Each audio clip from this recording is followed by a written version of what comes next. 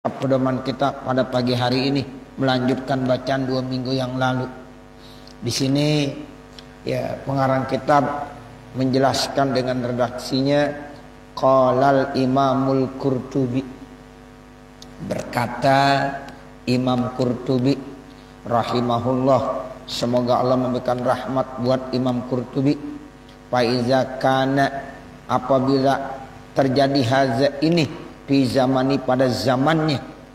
Jadi pada zaman yang lalu saja banyak orang yang beristighfar, tapi istighfarnya penuh dengan kebohongan, sehingga itu istighfar perlu disusul dengan istighfar kembali. Karena banyak orang-orang yang istighfar namun hatinya lalai, kemudian ya diikuti dengan kebohongan-kebohongan, sehingga istighfarnya itu perlu diikuti dengan istighfar kembali. Nah itu zaman dulu. Bagaimana zaman kita saat ini? Itu begitu kata Imam Qurtubi. Pakaifa bi zamanina allazi yural insanu fihi, maka bagaimana kondisi zaman kita yang memang dilihat banyak manusia di zaman kita ini mukibban alal ma'asi, penuh terus dengan perbuatan-perbuatan maksiat, wa zulmil ibadi, dan sering zalim kepada orang lain, la yahtadi li taubati, yang kadang-kadang dia tidak menemukan jalan untuk bertaubat. Di zaman saat ini Masya Allah banyak dilihat ya manusia-manusia yang selalu melakukan perbuatan-perbuatan dosa dan maksiat, bahkan berbuat zalim, sehingga dia tidak mendapatkan hidayah untuk bertobat. Nah, jadi kalau kata Imam Qurtubi di zaman dulu aja ya banyak orang-orang yang istighfarnya penuh dengan kebohongan, sehingga istighfarnya itu perlu diikuti dengan istighfar kembali. Nah, apalagi zaman sekarang banyak orang-orang yang sudah melakukan kemaksiatan-kemaksiatan, bahkan berbuat zalim, sehingga dia tidak sadar untuk bertaubat kepada Allah Subhanahu wa ta'ala. Wa ma'azalika, dan bersama itu biyadihi, di tangannya ada subhatun, tasbih. Nah ini namanya subhah. Zaiman, ya hal keadaannya dia berpendapat annahu yastaghfiru, bahwasanya dia beristighfar min zunubihi, daripada dosa-dosanya, biha, dengan alat tasbih tadi itu. Wa qalbuhu, sementara hatinya ghafilun, itu lalai, anil iktibari, untuk beriktibar, merenung dengan dosa-dosa yang ada. Banyak orang-orang yang kata Imam Qurtubi mereka ya beristighfar ya dengan menggunakan tasbih, alat-alat tasbih itu subhanallah, astagfirullah, tapi hatinya lalai. Ya, jadi mulutnya beristighfar tapi hatinya lalai. Nah, yang begini istighfarnya mesti diikuti dengan istighfar lagi. Karena istighfar yang pertama penuh dengan kelalaian. Qalbuhu ghafil, hatinya masih lalai, sehingga istighfar yang begitu perlu ya diikuti dengan istighfar selanjutnya. Makanya kita banyak-banyak istighfar mestinya. Sebab istighfar kita yang pertama belum tentu benar-benar. Kadang-kadang penuh dengan kebohongan, kadang-kadang hati kita lalai, sehingga kan istighfar yang begitu kagak boleh. Itu dosa. Perlu lagi diikuti dengan istighfar lagi. Istighfar diikuti dengan istighfar, istighfar diikuti dengan istighfar, sehingga pantaslah kenapa kita enggak cukup beristighfar satu kali. Nah, di situ rahasianya. Kenapa Rasulullah kalau beristighfar mengajarkan kepada umatnya untuk berulang-ulang. Nabi yang kagak punya dosa aja istighfarnya begitu banyak. Nah, bagaimana kita yang kadang-kadang istighfar kita itu pun penuh dengan kebohongan dan kedustaan, sehingga ya hanya mulut saja yang mengucapkan istighfar namun hatinya kosong dan lalai. Bahkan banyak yang penuh dengan kebohongan dan kebohongan. Ya, jadi kesimpulannya begitu kata Imam Al-Qurtubi. Sehingga kita disuruh banyak-banyak beristighfar. Wa min huna, dari sini, kanal Imam Ali bin Abi Thalib adalah Al-Imam Ali bin Abi Thalib radhiyallahu anhu, semoga Allah memberikan keridhaan buatnya. Iza ra'a rajulan yusri'u bis sabhati, apabila ada seseorang, ya kamu melihat, ya dia mempercepat alat tasbihnya bil istighfar, astagfirullah, cepat. Kata Sayyidina Ali, ada orang istighfar dengan menggunakan alat tasbih tapi cepat gitu istighfarnya dengan cepat-cepat. Yaqulu lahu, maka Sayyidina Ali bilang kepada orang tersebut, hadhihi taubatul kazzabin, ini taubatnya orang-orang yang penuh dengan kebohongan. Kata Sayyidina Ali. Makanya kalau baca tasbih jangan cepat-cepat, apa yang dibaca? Ya, astagfirullahaladzim. Apaan? Kata Sayyidina Ali nih, kata Sayyidina Ali begitu. Harus dihayati. Astagfirullahaladzim, astagfirullahaladzim. Jadi itu apa yang kita ucapkan, kita sadari kita banyak dosa, kita taubat, kita istighfar.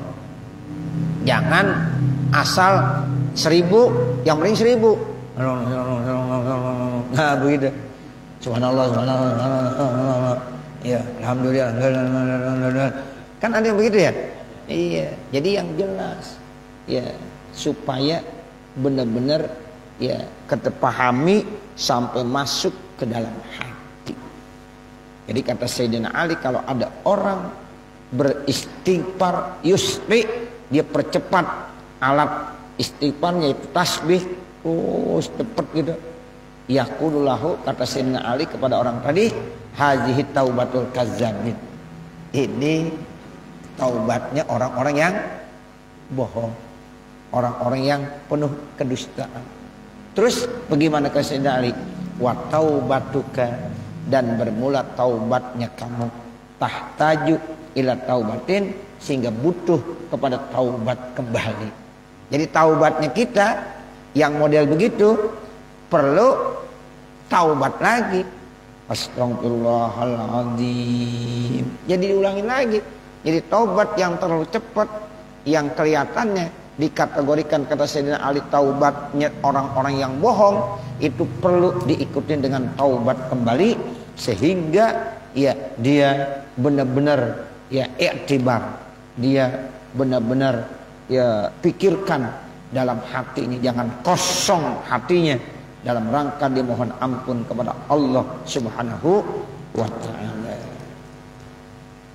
Wa qala al muhaqqiquna, dan telah berkata para ulama ahli tahqiq, la yaqdiru ala taubati, tidak mampu atas taubat an-nasuh.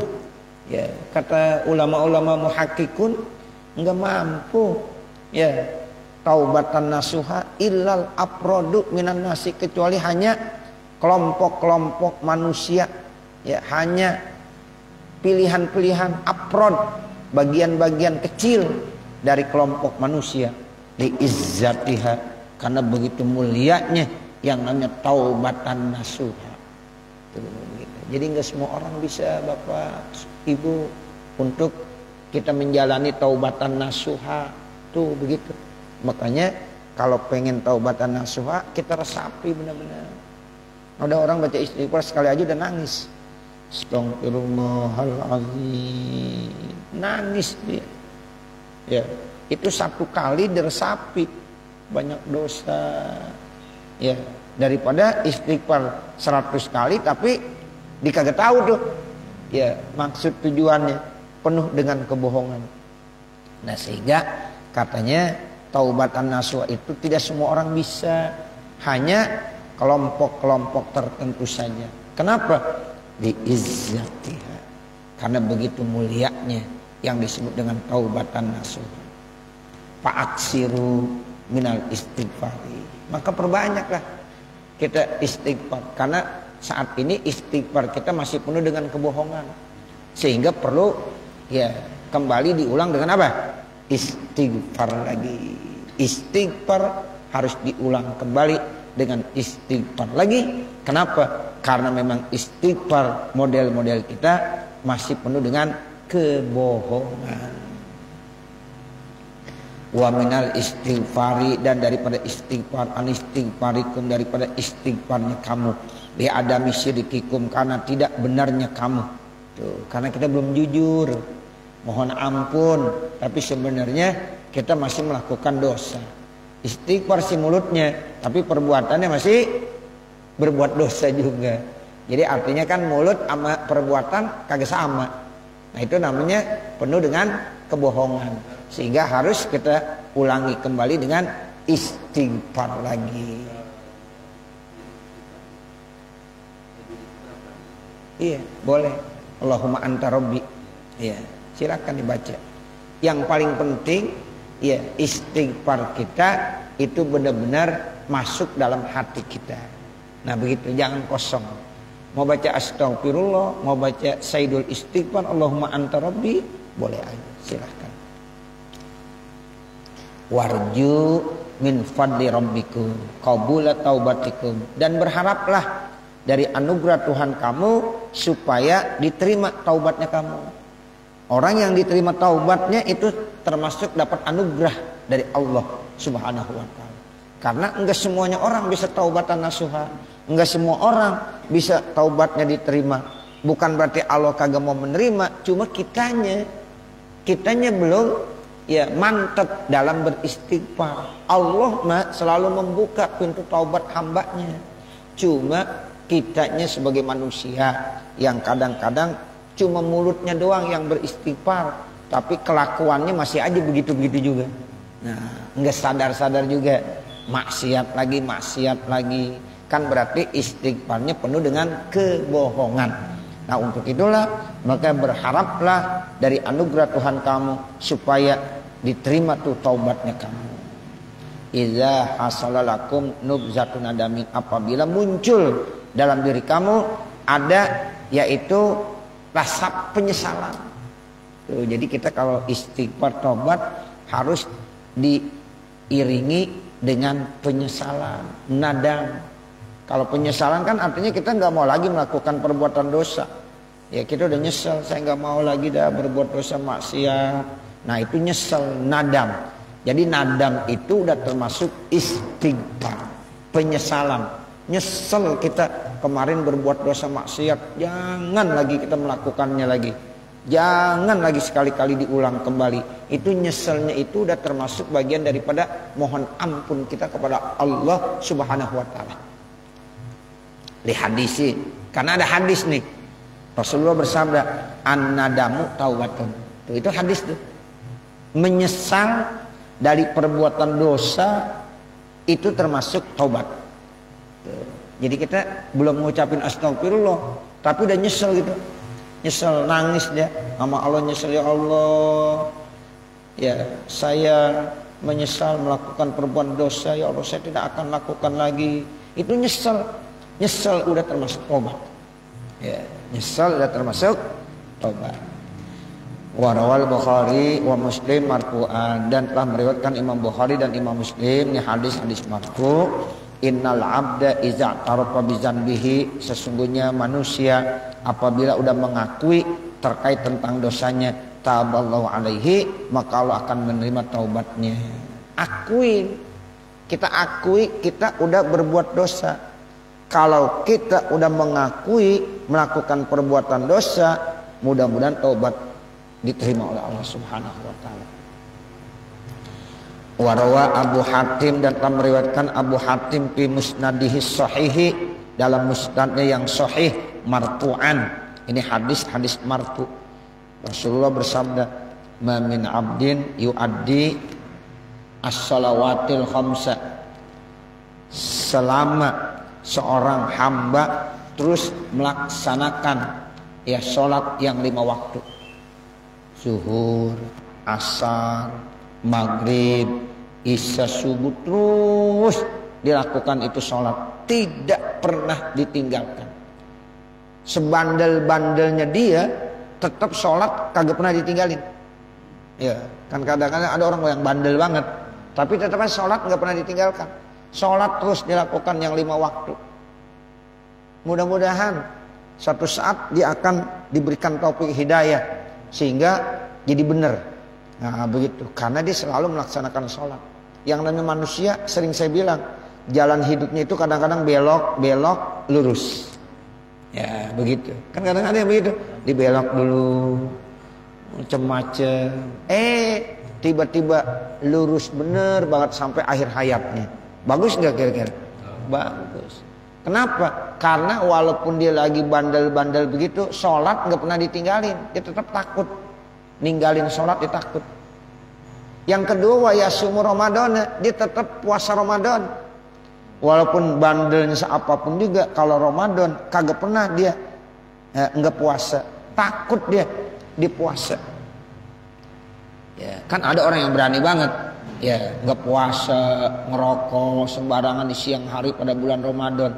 Ini ada orang, walaupun kelihatan ini orang ya bandel-bandel juga dah, tapi kalau puasa mah dijalanin, dia kagak berani. Sholat tetap dijalankan, puasa tetap dilaksanakan. Terus yang ketiga apa? Wa yajtanibul kaba'ir sab'a. Dia jauhkan dosa-dosa besar yang ada 7. Dosa besar tuh yang ada 7 nggak pernah dilakukan, ditakut.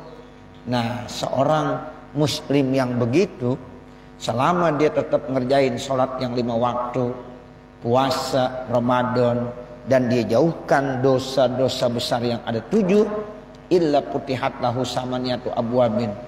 Ya, sehingga akan dibukakan bagi dia 8 pintu-pintu sorga, hatta annaha tasoffaqa, sehingga sesungguhnya sorga itu akan bertepuk tangan. Tuh. Jadi pintu sorga terbuka ya buat dia. Ya. Kenapa? Karena satu, dia sholat, dia puasa. Dosa besar yang 7 macam nggak pernah diberani kerjain. Nah orang yang begini, insya Allah ya pintu-pintu sorga yang 8 terbuka buat dia. Tuh, makanya kita begitu tuh Pak. Kalau bisa dalam hidup dan kehidupan kita, sholat yang kita tinggalin. Sholat, ayo apapun alasannya sholat yang ditinggalin. 2, puasa Ramadan. Kalau lagi datang bulan suci Ramadan, jangan berani-berani kagak puasa Ramadan. Yang ketiga, dosa besar yang ada 7 macam jangan dikerjain. Syirik, jangan. Durhaka sama orang tua, makan harta anak yatim, makan barang-barang ribawi yang berbau riba, kemudian ya saksi palsu, sumpah palsu, sihir, ya berzina, ya itu termasuk dosa besar yang 7 macam itu. Ya jangan dikerjain.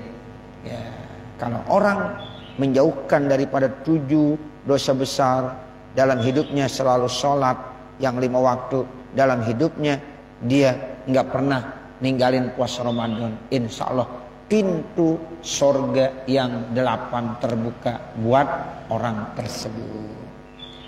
Sumatala, kemudian dia membaca qaulahu ta'ala, firman Allah Subhanahu wa taala. Kemudian Nabi Muhammad baca nih firman Allah, in tajtanibu kaba'ira ma tunhauna anhu.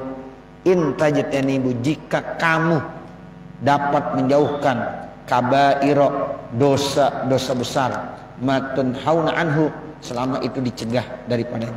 Selama dia menjauhkan dosa-dosa besar, insya Allah pintu sorga terbuka buat orang tersebut. Ya, makanya itu dosa besar tuh harus kita tahu tuh, dan kita harus jauhkan setelah kita tahu. Apa?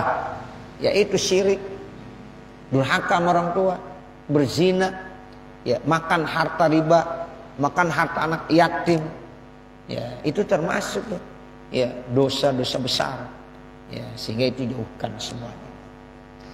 Wasu'ilal Imamu Malik, kemudian ditanya Imam Malik rahimahullah, semoga Allah memberikan rahmat buatnya, hal liqatilin nafsi min taubatin, apakah ada kesempatan bagi orang yang membunuh taubat Imam Malik pernah ditanya begitu.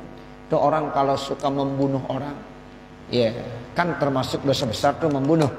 Apakah ada jalan ya untuk taubat? Kata orang nanya kepada Imam Malik. Imam Malik jawab, faqala.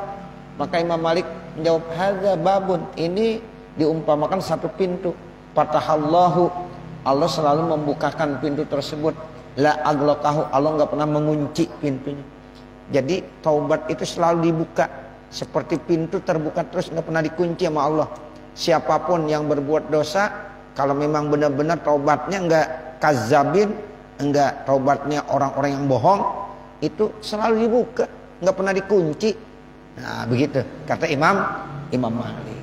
Walhamdulillahi rabbil alamin. Wassallallahu ala sayyidina Muhammadin wa ala alihi washabbihi wasallam. Walhamdulillahi rabbil alamin. Al-Fatihah. A'udzubillahi minasyaitonir rajim. Bismillahirrahmanirrahim. Alhamdulillahi rabbil alamin. Ar-Rahmanir Rahim. Maliki yaumiddin. Iyyaka na'budu wa iyyaka nasta'in. Ihdinas siratal mustaqim. Siratal ladzina an'amta 'alaihim ghairil maghdubi 'alaihim waladdallin. Rabbighfirli wa liwalidayya amin. Bapak Ibu, kita baca Fatihah sekali lagi sehubungan ada infak sedekah yang masuk dari keluarga almarhumah Hajjah Sopurah binti Sayuti. Kita baca Fatihah. Mudah-mudahan Ibu Hajjah Sopurah binti Sayuti ya senantiasa diberikan rahmat dan kasih sayang Allah Subhanahu wa taala, diterima segala amal ibadahnya, kuburnya dijadikan raudhah min riyadil jannah. Al-Fatihah ala tilkan niyah wa ila hadratin Nabi Muhammadin sallallahu alaihi wasallam. Al-Fatihah. A'udzubillahi minasyaitonir rajim. Bismillahirrahmanirrahim. Alhamdulillahirabbil alamin. Arrahmanir rahim. Maliki yaumiddin. Iyyaka na'budu wa iyyaka nasta'in. Ihdinas siratal mustaqim. Siratal ladzina an'amta 'alaihim ghairil maghdubi 'alaihim waladdallin. Rabbighfirli wa liwalidayya amin. Bismillahirrahmanirrahim. Alhamdulillahirabbil alamin. Allahumma shalli ala sayyidina Muhammad wa ala ali sayyidina Muhammad. Allahumma ya Allah ya Rahman ya Rahim, irhamna ya Allah fa innaka khairur rahimin, warzuqna ya Allah fa innaka khairur raziqin, wahdina wa waffiqna ila siratikal mustaqim. Rabbana atina fid dunya hasanah wa fil akhirati hasanah wa qina azabannar. Wa sallallahu ala sayyidina Muhammadin wa ala alihi wa sahbihi wasallam. Walhamdulillahi rabbil alamin. Wassalamualaikum warahmatullahi wabarakatuh.